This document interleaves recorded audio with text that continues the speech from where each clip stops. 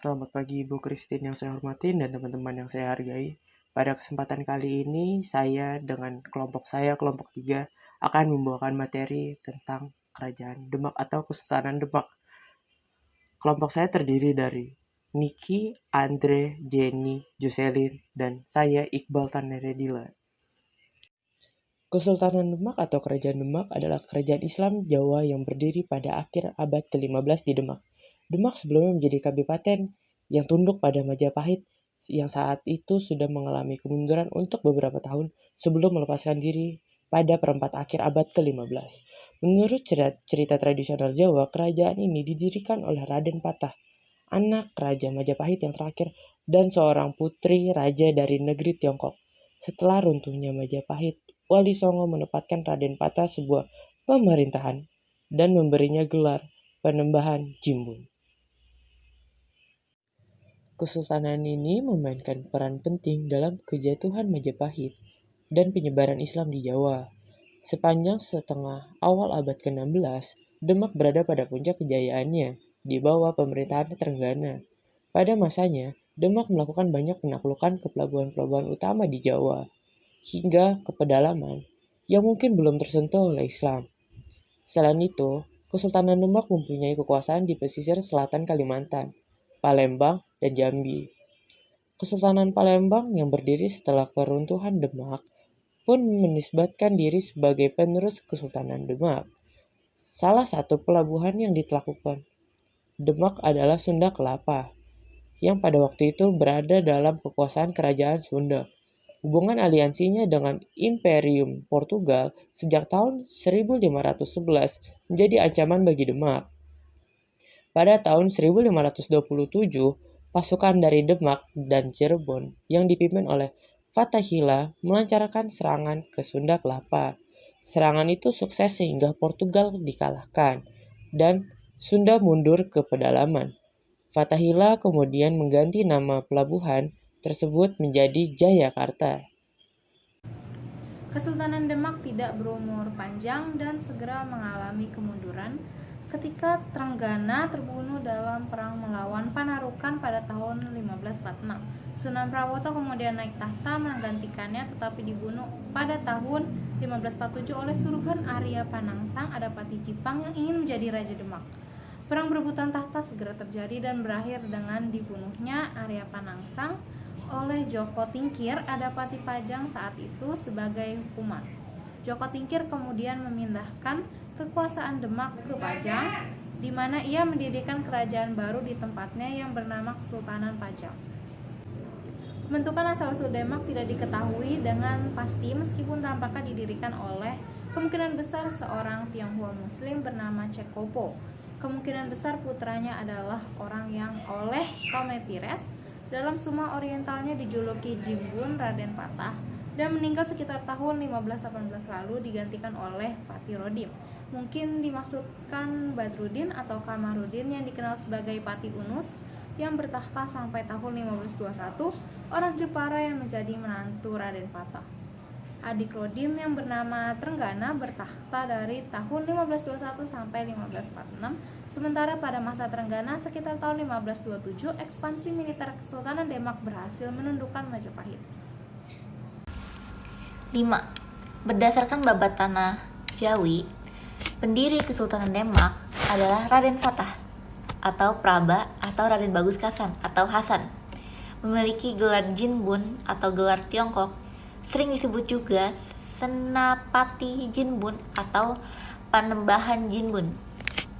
Bergelar Sultan Syah Alam Akbar Al-Fatah yang dilahirkan pada 1455 dan wafat tahun 1518. Memerintah Kesultanan Demak pada 1475 sampai dengan 1518. 6. Demak di bawah Pati Unus adalah Demak yang berwawasan Nusantara. Visi besarnya adalah menjadikan Demak sebagai kerajaan maritim yang besar. Pada masa kepemimpinannya, Demak merasa terancam dengan pendudukan Portugis di Malaka.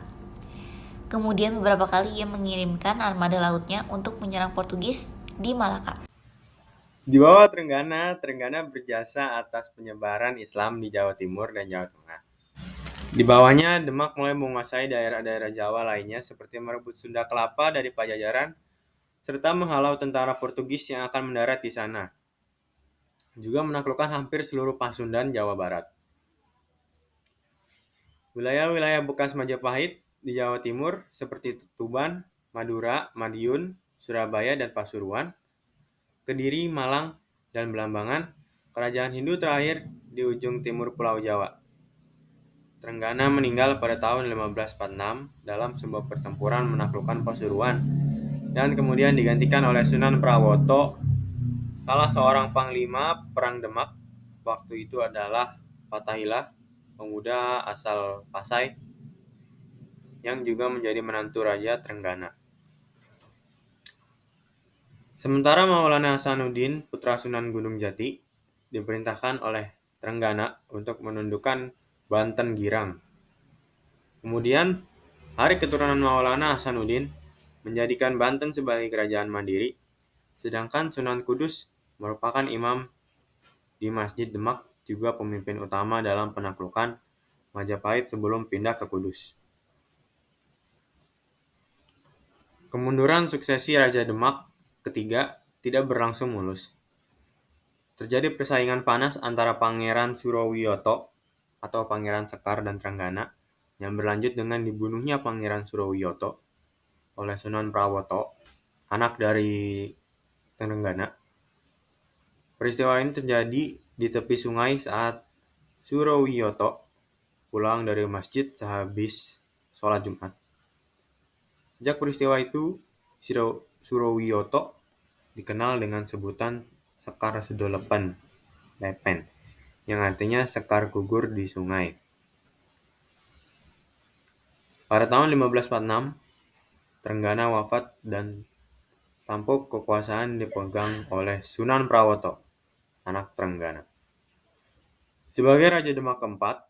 Akan tetapi pada tahun 1547, Sunan Prawoto dan istrinya dibunuh oleh Rungkus pengikut Pangeran Arya Penangsang, putra Pangeran Surowiyoto. Pangeran Arya Penangsang adalah Adipati Jipang pada waktu itu. Adipati Arya Penangsang adalah murid terkasih dari Sunan Kudus. Diceritakan bahwa pengikut Arya Penangsang juga membunuh Pangeran Hadiri, penguasa Jepara atau Kalinyamat. Hal ini menyebabkan adipati-adipati di bawah Demak memusuhi Pangeran Arya Penangsang. Salah satunya adalah menantu Sultan Trenggono, Joko Tingkir atau Sultan Hatiwijaya. Puncak dari peristiwa ini, Arya Penangsang dibunuh oleh Sutawijaya, anak angkat Joko Tingkir, yang tergabung dalam pasukan Pajang saat menyerang Jipang. Dengan terbunuhnya Arya Penangsang, maka berakhirlah era Kesultanan Demak. Joko Tingkir memindahkan pusat pemerintahan ke Pajang dan mendirikan Kerajaan Pajang atau Kesultanan Pajang. 10. Tome Pires pada abad ke-16 mencatat bahwa komoditas utama yang menjadi ekspor Demak adalah beras, rempah-rempah, dan buah-buahan. Tujuan ekspor komoditas tersebut adalah Melaka dan Maluku yang diangkut dengan jung dan penjajah. Pires juga mencatat bahwa Demak menjadi tempat